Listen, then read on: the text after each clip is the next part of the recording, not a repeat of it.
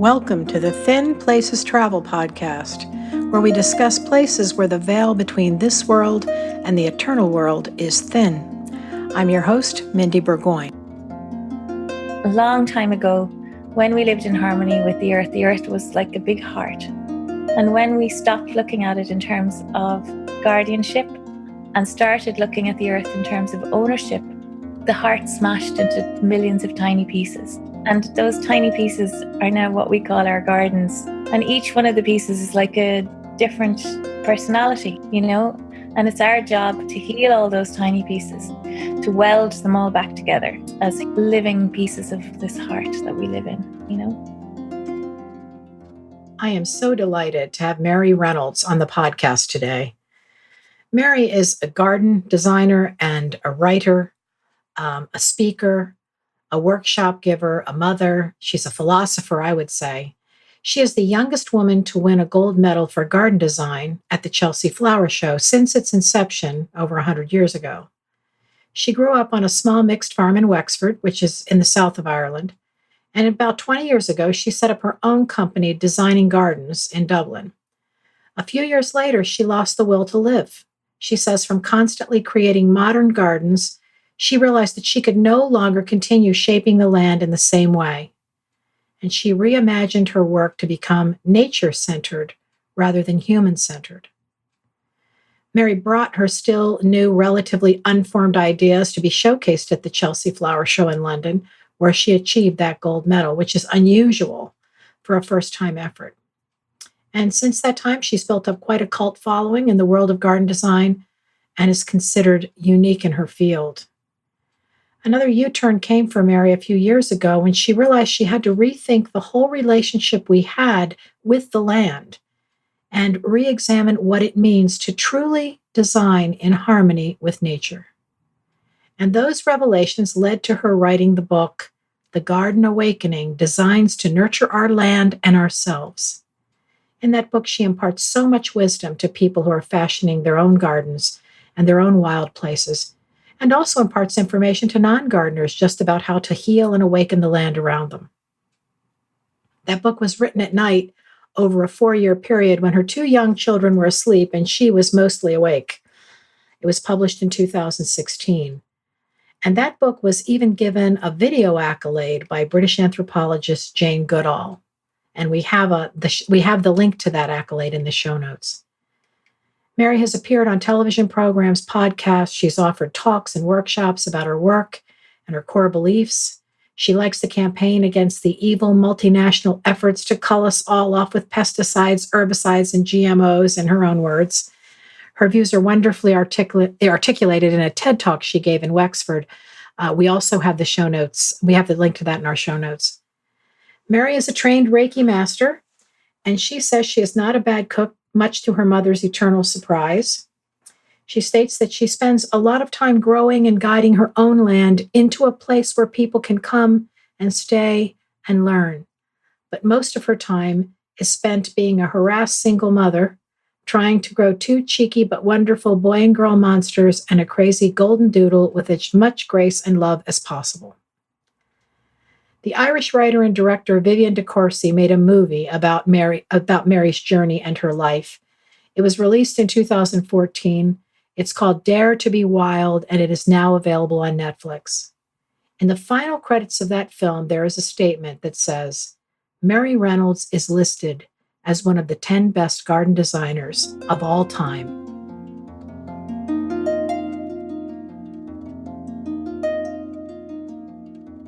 Hello, we're very glad to have with us today Mary Reynolds, who is a landscape designer. Actually, she's not that, but she's going to tell you what she is now. She's a reformed landscape designer, and she's from County Wexford. Welcome, Mary. Hi, how are you? I'm so glad to have you. Tell us a little bit about how you identify yourself now. I suppose it took me a long time to figure out what it is I am, because I suppose how many years ago now? It must be at least 8 years ago. I had to rethink everything that I was doing, because I realized that all the gardens that I was all the gardens I was designing, even though they were designed in harmony with the shapes and patterns of nature, that the land itself didn't want to stay as I had designed it. So that I was doing something completely wrong. I was working against nature no matter what way I was doing it. So I had to rethink everything I did. And now I don't know what to call myself, because now I suppose now I'm not really interested in gardens. I'm really interested in nature and in restoring people's own wildness through the medium of restoring wildness to the land. It's very different, and there isn't really a word for it. So I still call myself a landscape designer if somebody pushes, but I really wouldn't. I couldn't go along with that. I'm more of a midwife for people between them and their land if they can't manage it themselves. But yeah, that's about it.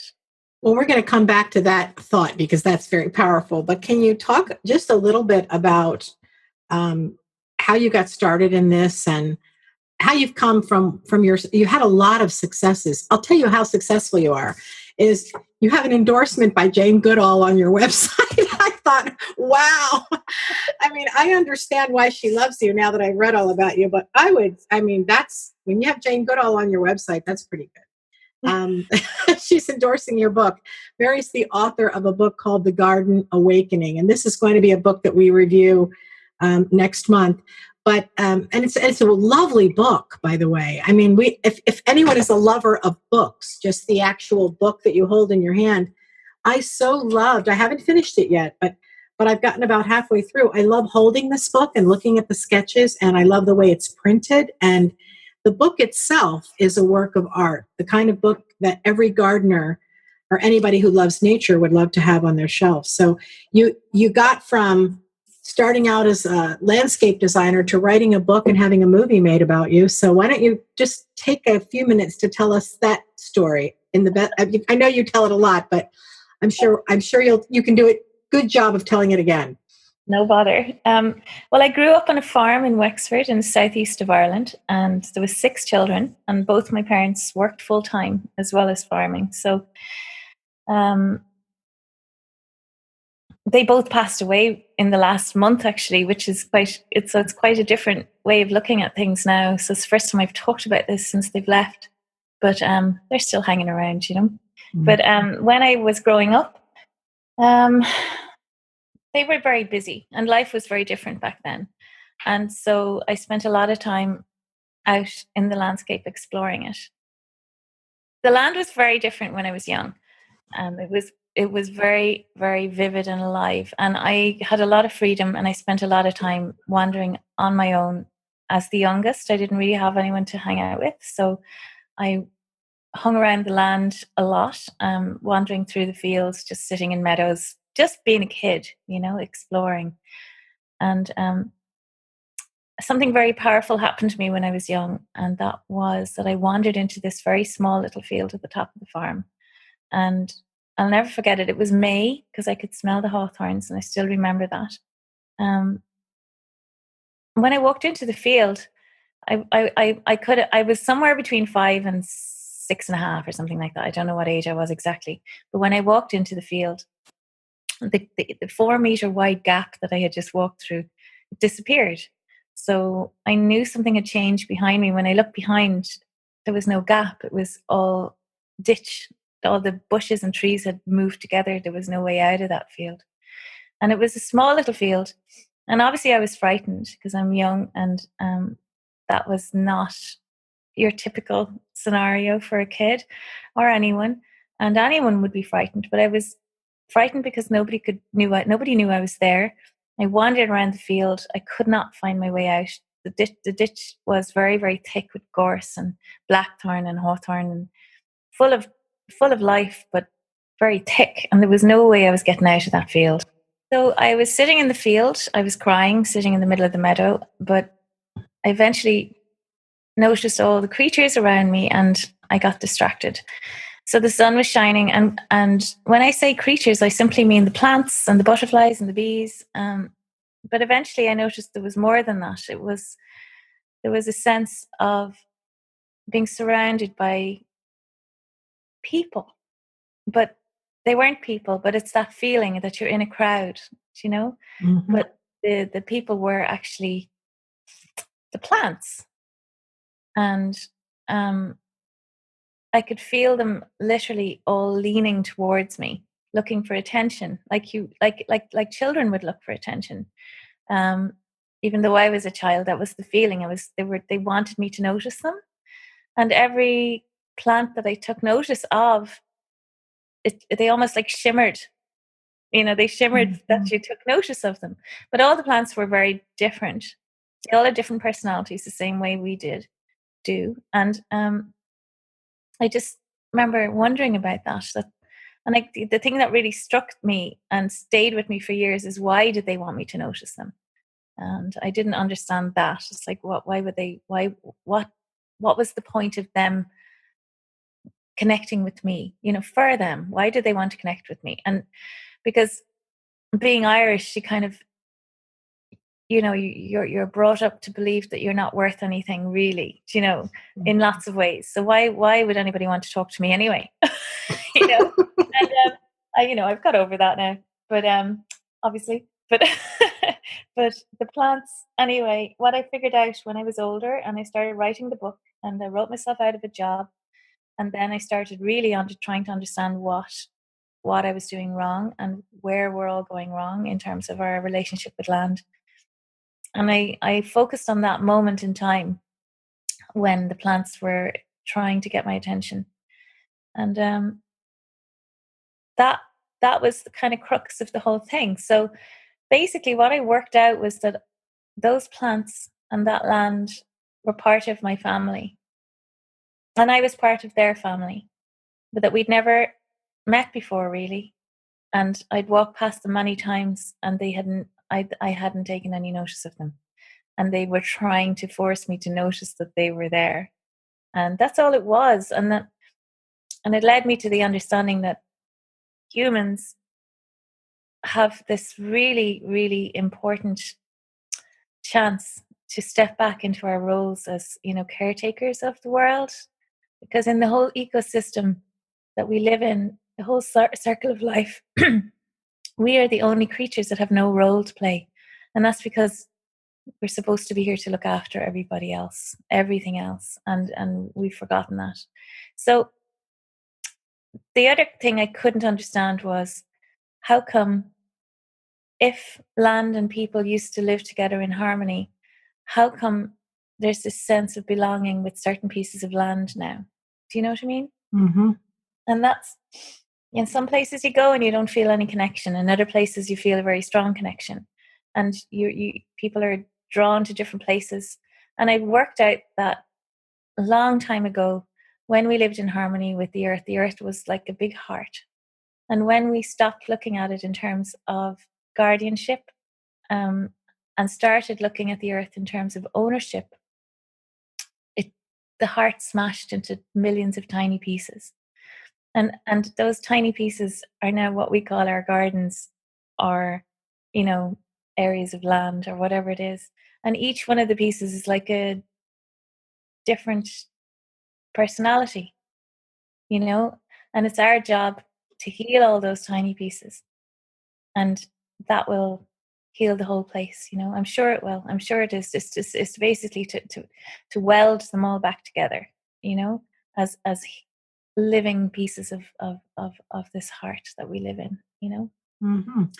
So you work with people to, I guess people, when they're retaining your services, what are they paying for? What do you do for them? I mean, you're kind of just said what you do for them, but if you took that to a practical level, and people were getting Mary Reynolds to come over and help them do some kind of design with their yards or their gardens, what do you do? Okay, well, there's a few different things. On a very practical level, it's I get them to get a survey done of their land, so that we know what we're working with, and then I help them kind of work out.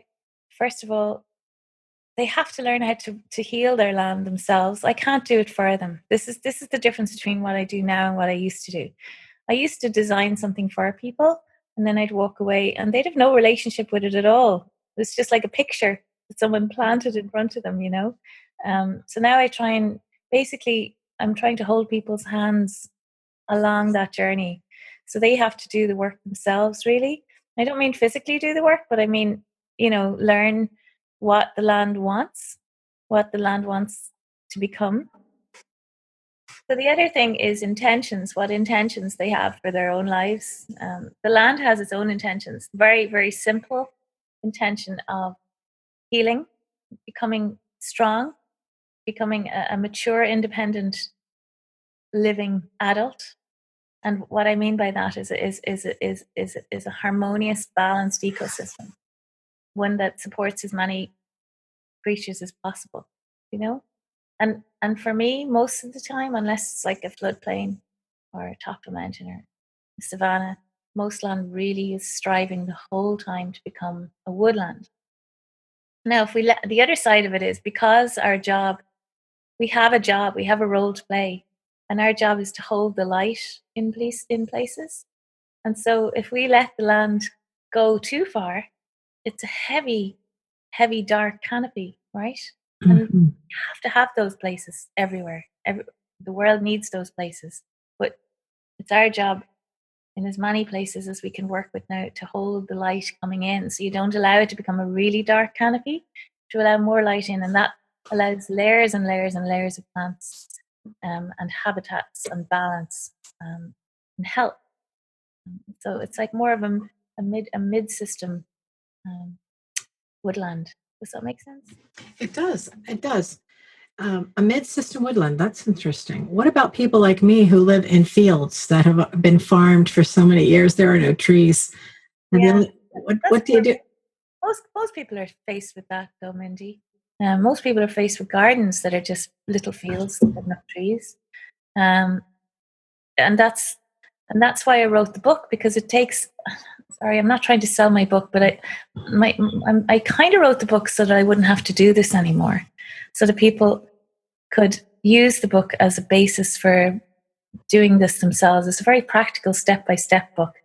Um, so it starts with how to heal the land emotionally and physically and spiritually, really, just kind of energetically. So there's all these different things, and this isn't my stuff. This is old ways of working with land. It's very simple stuff, and there's nothing difficult about the work that I'm trying to help people do. It's about getting them to understand that magic is real. Magic is real, and they've been sold this pup, which is that magic is only something you find in fairy tales, and it's so wrong that has been taken away from us. That mysticism, magic of life, that pure joy and that connection that you can form with nature, that you can only form really these days because of the way our society is structured, to find that real strong connection with a piece of land. So making it your family and forming a mystical connection that gives you this universal postbox out into the whole universe, and that can only really be formed these days through an interaction with a piece of land that you spend time in every day. We don't have wild places left. We've destroyed our planet. And the only way back now is for each of us individually to take on board what we can do at home. And obviously we still need people out there fighting at the front and trying to help.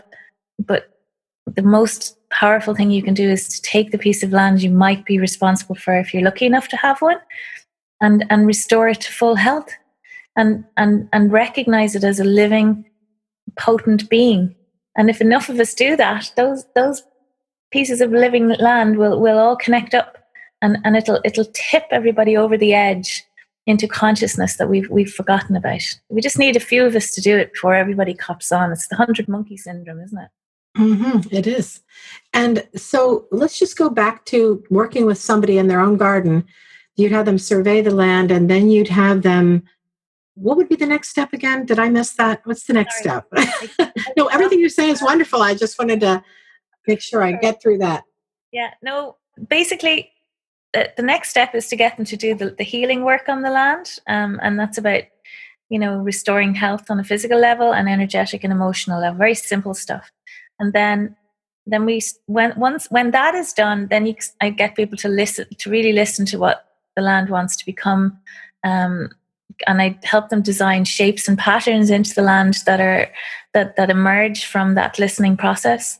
Some people might find that there's this symbol that shows up everywhere and they can't understand why they keep seeing it everywhere, like a Star of David, or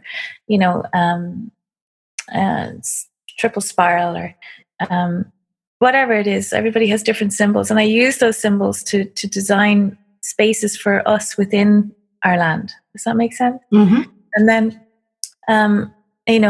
so like some people might want to have a praying place, or some people might want to have a wishing tree, or a labyrinth where you can do a moving meditation, or a fireplace outside where you can sit around and really feel all the spirits that come out at nighttime, and all those things you can do. That I need to work with people and find out what do they want to have. They mightn't want to have any of those things. They might just want to have a football pitch for their kids to run around on. Who knows? But I have to work out. I'm really good at balancing the practical and, I guess, what you'd call the mystical. So I hold that space for people so that I make it very real. It's not like a general idea. We can actually make this into a real thing. And so by listening to the client and the land, I kind of become a midwife between the two. Trying to help them, but it's up to them as well. It's not. I don't walk away, and when I walk away, they have a relationship with their own land. That's the plan. Yeah. So if you were talking to somebody that had never had this experience of listening to the land, how would you tell them to get started? What if they didn't know how to listen to the land and they didn't know what to do? What would your advice be? Well, I suppose my advice would be firstly to take off your shoes and socks if you can, because there's an interaction between your skin, the enzymes in your skin, and the bacteria in the soil, which is a very strong communication. And then I get people to sit with their back against a tree if they can, and I get them to do this kind of very simple meditation, which is imagining that you're part of the tree, and that you're the crown of the tree is coming out at the top of your head, and the light from the stars is coming, light from the sun and the stars is coming down and filling your body full of light, and it's going down through your roots right down into the core of the earth, the earth star, the center of the earth. And it's a gift to the earth, but it's also kind of cleaning you out as well. And then the earth lava, that real strong earth energy, is coming back up through the roots, and you're a conduit between Father Sky and Mother Earth, really. Like that earth energy is being given back up to the stars. And I know it's also, but it's a very good way of getting people really connected, and once they're really connected, then a simple thing, I get them to think of something really, just find a really good memory. It might only be from 10 minutes previously. It might be the meditation itself. Might be preferably one from when they're a kid, because they're very powerful memories. And then to hold that feeling that they have from the memory, and then to walk the land. So you've kind of cleared your mind. You've got a good basis of strong safety from a memory, if that makes sense. And then they walk the land, and all I want them to do is to listen. And when I mean listen with their hearts. So they're feeling what feelings arise. If there's anger, let it rise up. You don't hold on to it. You just let it. You feel it, acknowledge it, and then let it go. It could be a vision of something that happened there previously. It could be nothing. It could be absolutely happy piece of land, and there might be nothing to feel other than they're delighted that you're there. See, the thing is that the worst thing you can do to a piece of land is to ignore it. If you ignore something, it dies, because nobody acknowledges it exists. So its energy retreats. There was a lot of awful experiments done on babies where they took them at birth and put them in a room. I can't remember when. This was done in a couple of different time periods, long ago and not that long ago. They put babies into a room on their own, so you know about this, and they didn't give them any attention, but they fed them and they changed their nappies, but they didn't look at them or acknowledge they existed, and the babies all died because they didn't know they existed because nobody acknowledged it. So it's better to hate a piece of land than ignore it, because if you hate it, at least it knows it exists because there's an interaction. And most of the time we ignore our land. The only time we give it any attention is if it's pretty. That's awful. Like as a woman in the world, I hate that. I hate that we only get attention for being pretty.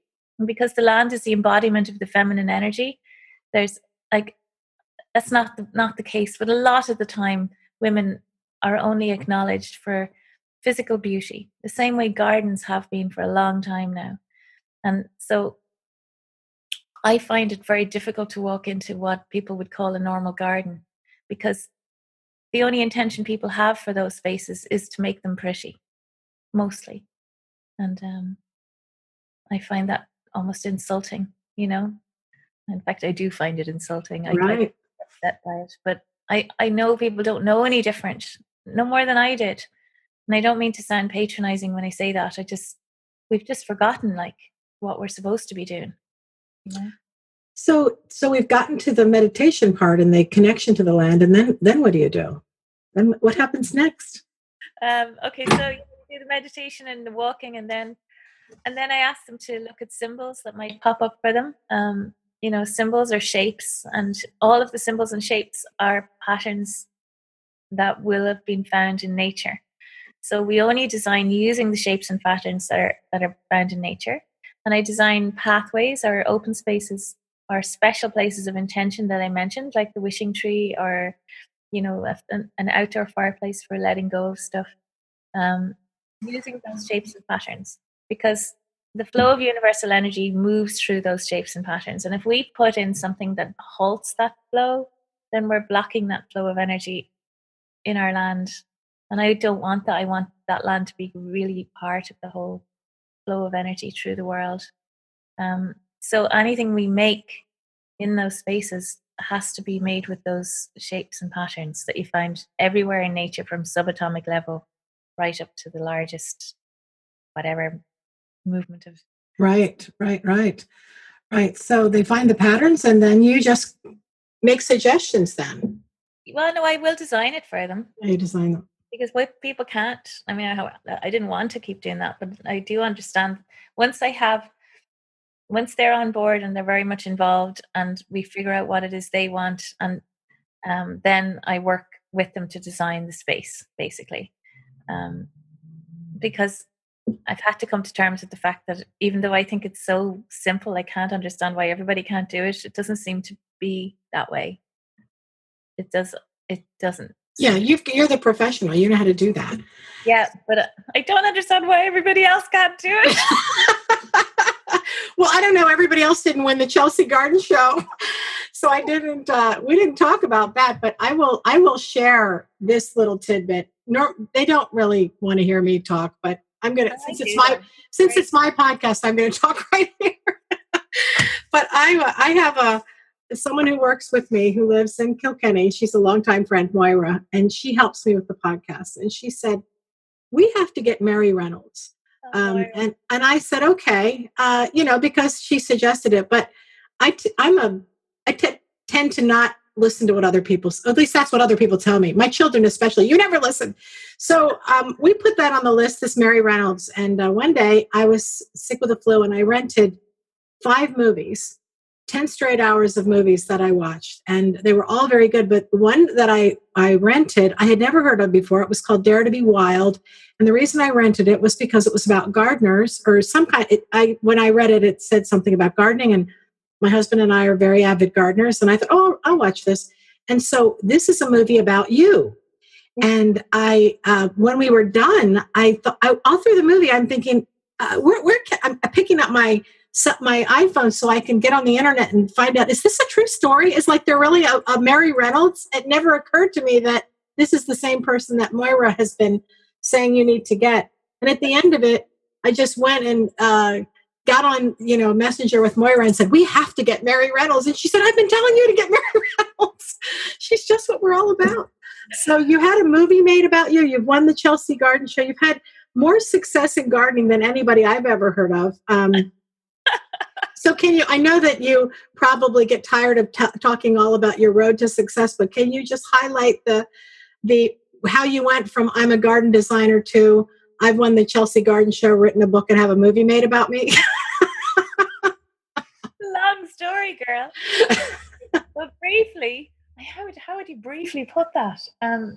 Well, okay, I was designing gardens in Ireland, and I was losing the will to live because every time I went to design a garden, they would change their minds, and it depended on what they'd seen on the television the night before, and it just seemed so pointless. Like I was good at design, but I didn't like it. I was like, this is stupid. I just knew it was stupid. What I was doing was wrong. Didn't know how to make head or tails of it, but I knew it was wrong. But I had this dream one night when I was living in the mountains in West Wicklow, a place called Hollywood.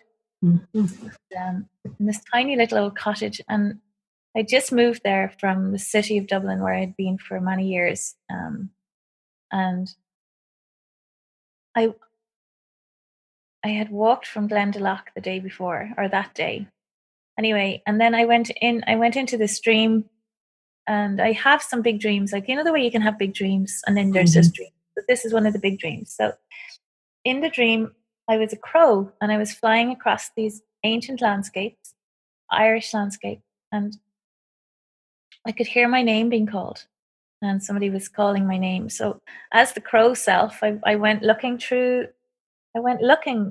I could trying to find the source of my name being called, and then I kind of dived down into this really ancient woodland and down through the trees, and I saw, my human self sitting on a log with a big staff in one hand, and I was completely painted blue for some reason, and I was staring up at my crow self and just sort of smiling.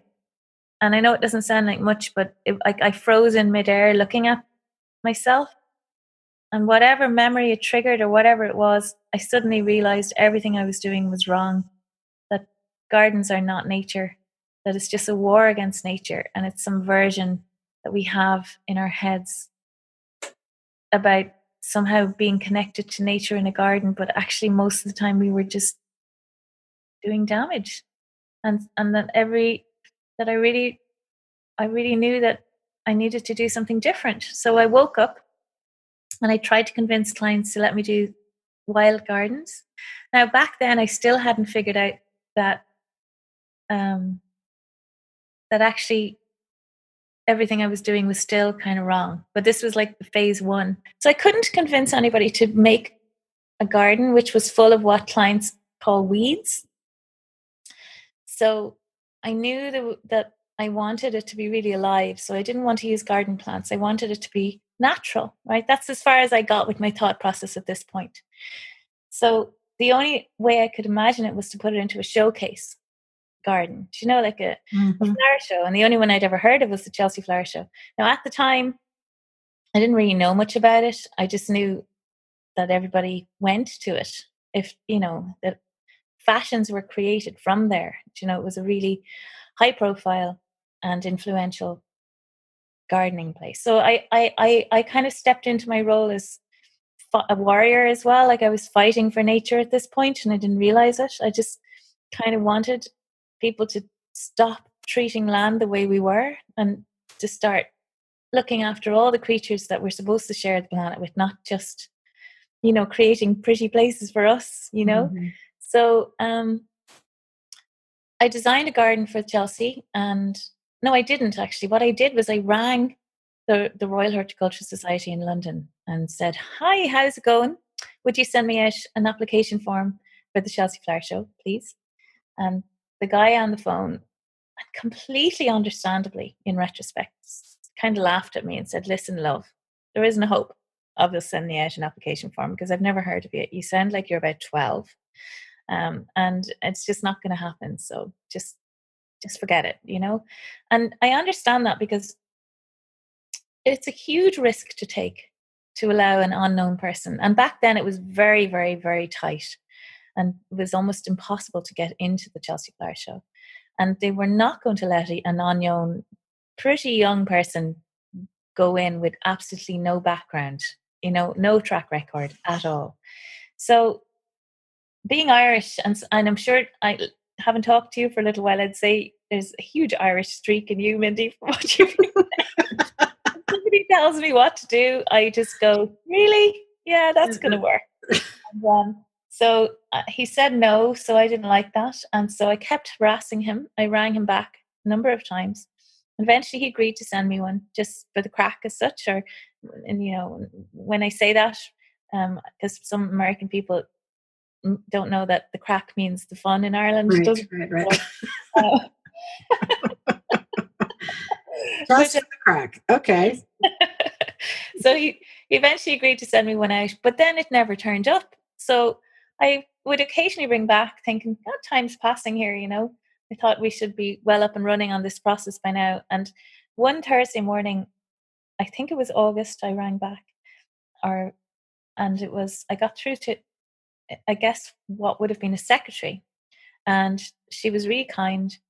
She kind of laughed at me and she said, look, those forms were sent out 8 weeks ago and they're due back in on Monday. And I said, oh, right. And I told her what had happened. And she was really kind because she thought, God love her, this gombeen on the phone, it won't do any harm to send her out these forms. So she faxed them through to me.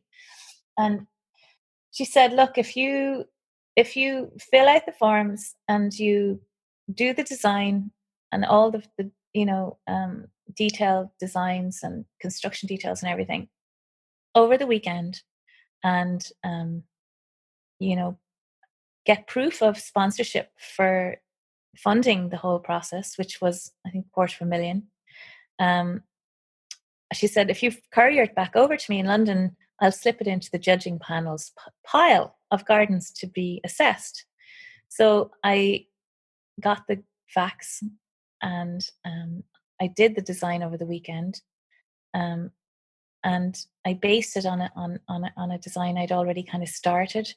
And then I forged the sponsorship documents from an obscure company in Beirut that I figured they would never track down, and kept going. Just over. Wow. How old were you then? I was 27. 27, so still young. Oh, okay. I know. Yeah, you don't think you're young when you're 27. No, you don't. Only when you're not 27 anymore. Then you think that was young. So you got the documents in and forged the sponsorship. That's great. And they accepted it. And then I had another problem. And the next problem was how to raise the money surreptitiously without the RHS finding out that I had lied to them. So that was an interesting procedure. But so that's what I did. And then I fell in love with a guy who I wanted to build a garden. I didn't want a normal contractor to build it. I wanted someone who understood that I needed them to hold an intention while they were building the garden. And my intention for that particular garden was to remind people, I can't remember exactly what it was now because I'm tired this morning, but it was to remind people of how nature is the real deal. And that when you walk into a natural wild place, there's a whole world there that you don't get in a garden, that gardens are not the real deal. That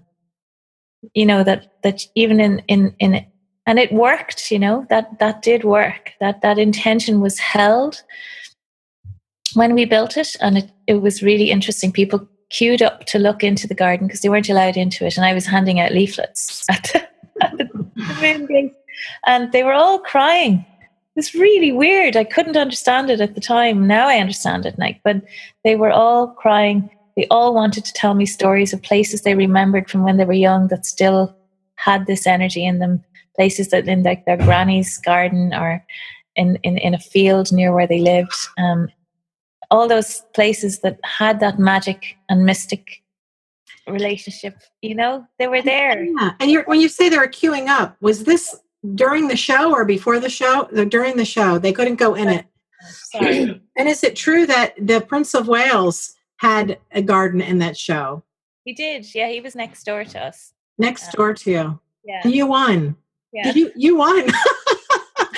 So after all that, no wonder they made a movie about this. What an amazing life experience to get into the Chelsea Flower Show, to have enough talent to raise the money to build it, and then to win it, with such great competition. It's more of a kind of it's not like you win it outright. It's like they award you levels of a competition. So, I see. So yeah, we got the highest accolade, which was it was impossible for someone, a first timer, and even the way we got the money in the end was quite miraculous. Like I ended up chasing Christy, the landscaper, to Ethiopia, which was part of the film story. This is the man you fell in love with. Yeah, and dragged him home to build the garden with me, But I was focused on him the whole time, and I had written this note on my fridge just to say thank you for my gold medal at the Chelsea Flower Show. I'd been reading Deepak Chopra's 7 Spiritual Laws of Success. And I thought, yeah, that makes sense. That resonated. I thought that probably works. So I decided if I kept writing it down and reading it until I convinced myself that it was true, and that worked. Like I was convinced that all that money was already there, and I kept plowing ahead as if we had it. And it was only when I came back from Ethiopia that we had 14 different sponsors for all the materials, but we had no money, for all the stuff that needed to be paid for. And there was a check in the door for the exact amount. And it was absolutely miraculous the way that happened. So I realized that magic was so real, and we can make anything happen if we want, It's so hopeful. So hopeful. So let's talk about Wexford. Why Wexford? What brought you to Wexford? I grew up here. Oh, so this is your home. Okay. So you're still living. How close are you living to the original farm where you grew up? Well, I'm only about 2 miles away, but actually before my parents passed away, they gave me some land on the farm. So I have permission to build a little house there now, planning permission, and I'm working towards that. So I also am working with a business consultant to raise the funding to build a garden. I've designed a place where people can come and work with me. It's really beautiful, magical garden that its whole intention is to balance the. I never knew what the intention of this garden would be, but its whole intention is to balance the masculine and feminine energies in the world. So it's a place of balance, and it's a moving meditation all the way through the land. It's really beautiful. It's just gorgeous. So that's my next plan, is to just work on creating this place if I can make it happen. And then you'd have it open to people, and they'd come in, and you'd be the practitioner. That's amazing. That's wonderful. Yeah. Can you think of any?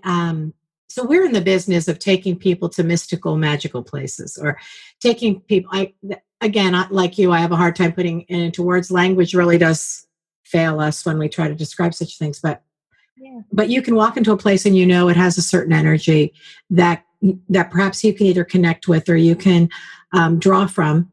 Excuse me. But can you think of some favorite places like that in Ireland that maybe are public that people can visit? What are your favorite places?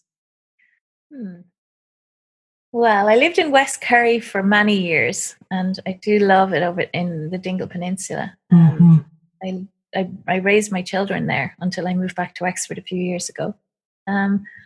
Places that are wild still. There's many places really, but it's a funny thing, Mindy. I work under the assumption that energy that you're talking about, you can create it yourself in your own land, and that's what I help people do. Basically, that life awareness feeling that you're talking about, that's available to us right where we are. And the idea is to surround ourselves with it. Does that make sense? Yeah, that makes sense. So that's really what the whole book is about. It's making your own space. We take people to Tintern down there. Oh, And do you? in Oh, fact, come on, you let me know.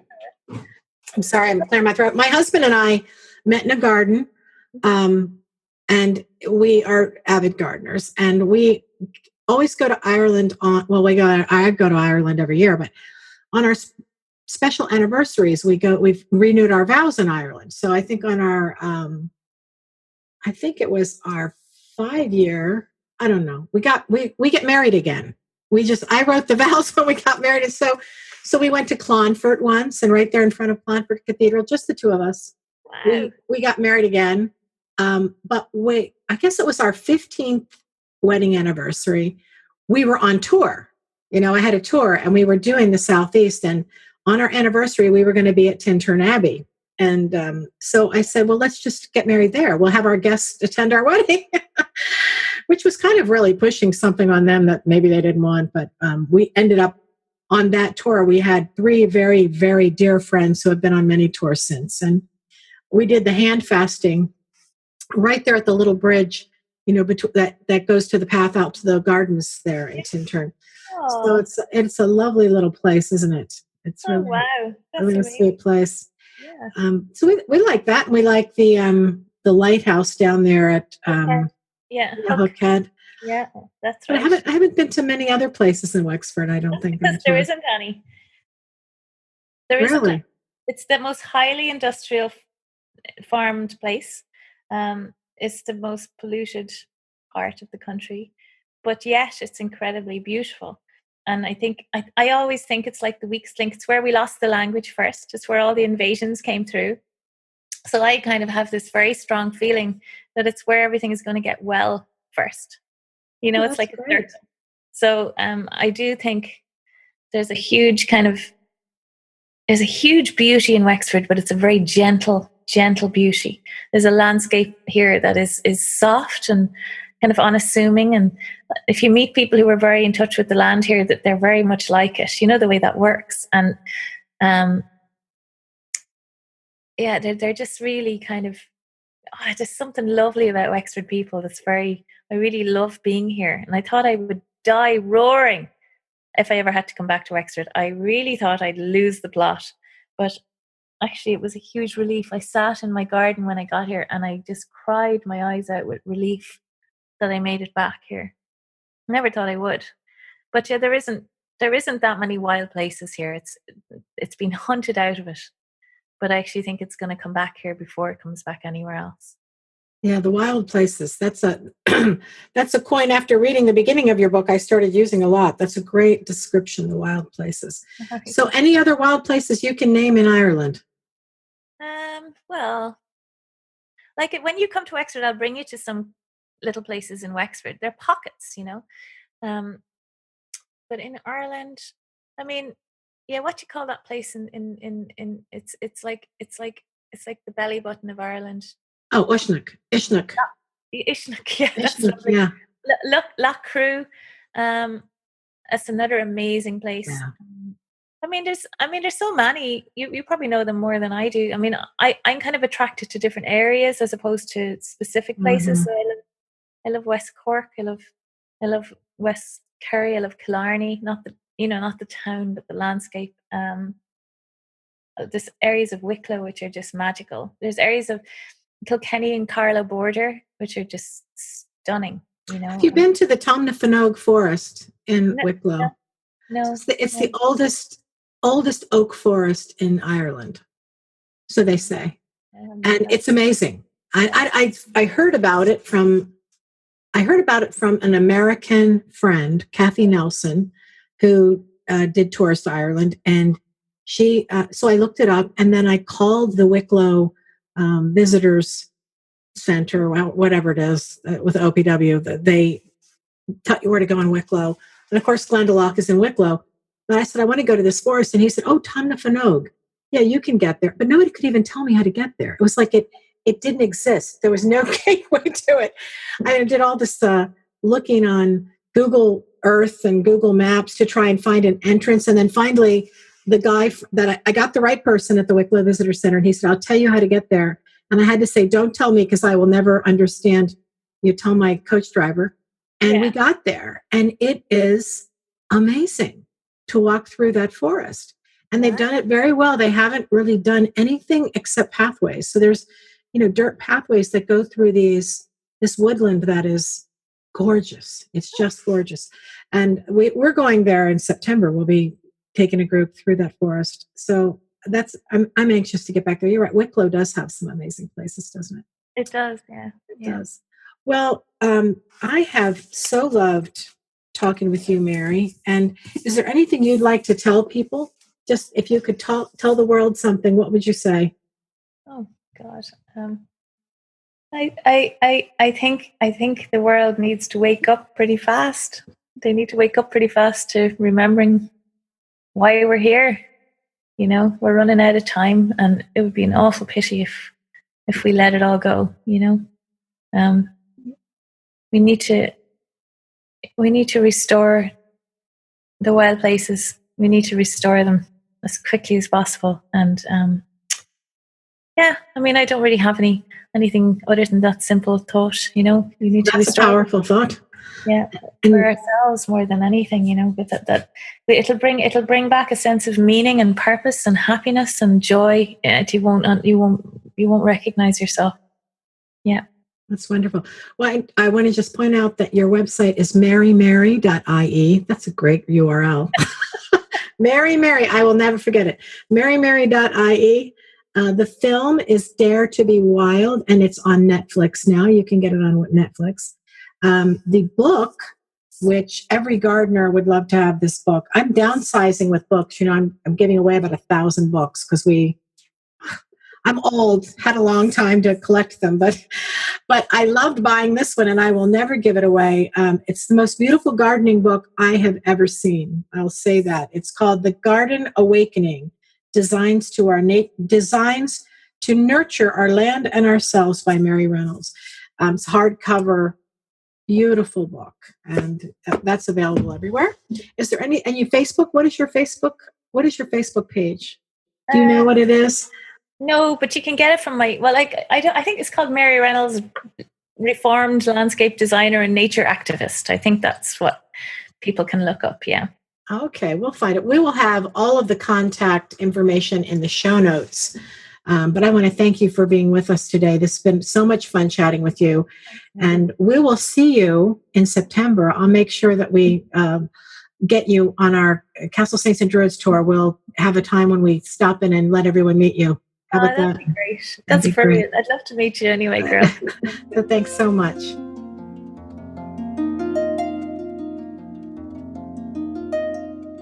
I always like to take a little time to share a new destination in Ireland, a new thin place. And today I will take a short time to talk about a place that we discussed in the podcast with the podcast interview with Mary Reynolds.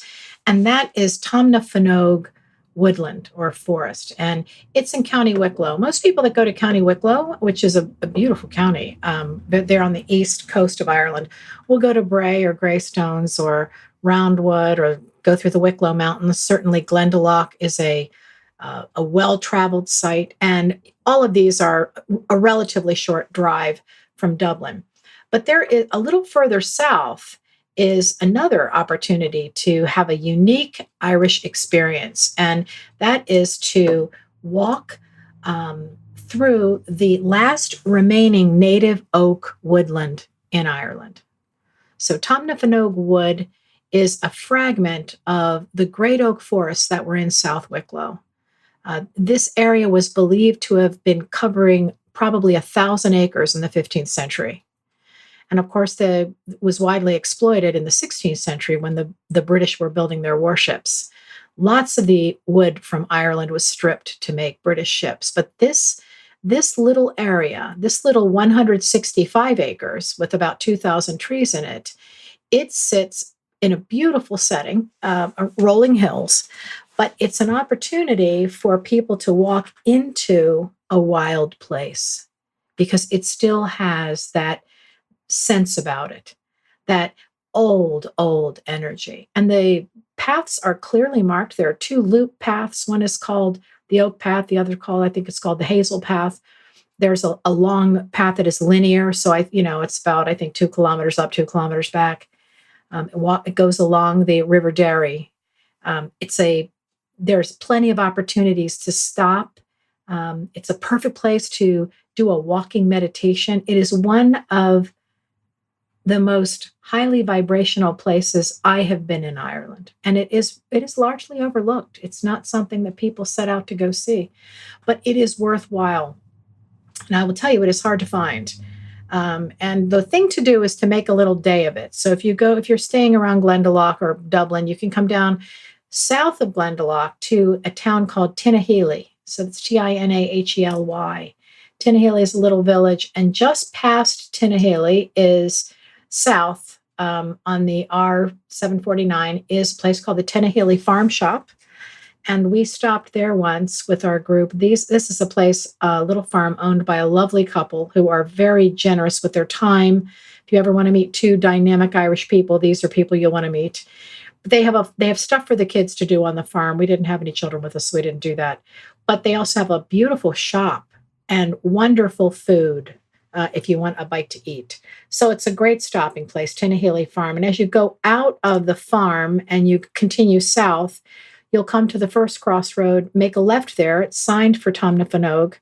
And you take that down till you see the other sign. And the other sign will show you right where the car park is. And it's the beginning of the trail or the end of the trail, whichever way you look at it. This trail runs along the old rail bed. So you can park and then get out and spend all the time you want. And then after going to Tomnafanogue, there's another fun place to see there. And that is the little town of Shillelagh. So Shillelagh is famous for being they will claim, the originators of the shillelagh stick that we see the leprechauns holding, and we know this stick in America. This is a craftsman who makes these things. He's a third generation craftsman, and he has many generations in his family have been tool makers, and he comes from a long line of craftsmen, and he's a very interesting person, and he'll tell you all about how shillelaghs are made and what they were used for. They were originally weapons, and he talks about that. The men love him. He's a great man's man. He loves to talk war weapons and how they beat each other with these clubs. But he talks about how each shillelagh takes 3 years to make, from the time he acquires the wood to the time that the shillelagh is ready to go out. He has big ones, little ones, all different price ranges if you want to get one. And if you don't want to get one, he'll still talk to you and tell you the stories. He even made little wands, little blackthorn wands that were relatively inexpensive. And he colored the star on the end of them like Harry Potter wands. So they were great for the kids. But again, that's a nice stopping place, Shillelagh, and it's just south of there. So that's all I have for the destination this week, the little places in South Wicklow. And I want to thank you for listening to the Thin Places Travel Podcast. And you can find us on the web at thinplacespodcast.com. And there you'll see all the show notes and all of our previous shows. You can listen right on that website. You can also find me on Twitter at @TravelHags and on Facebook at facebook.com/thinplaces. And if you've enjoyed this episode, I would ask you to please give us a quick rating on iTunes and consider subscribing. And please join us next time when our guest will be Martin Byrne, a writer and musician and tour guide who specializes in sacred Ireland and ancient sites.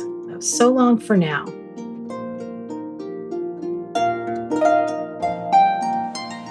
Thank you for listening, and please be sure to check out our tours to mystical sites at thinplacestour.com. The music for this podcast is Native Spirit, performed by Cheryl Ann Fulton from her collection, The Once and Future Harp. Goodbye for now, wishing you love and light and every blessing.